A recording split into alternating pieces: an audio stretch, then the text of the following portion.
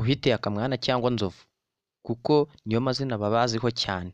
Ku itariki 20 Gashyantare bakunze kwita mu kwa kabiri 2025 bashimishije abantu ku rwego rushimishije cyane muri Genesis Comedy.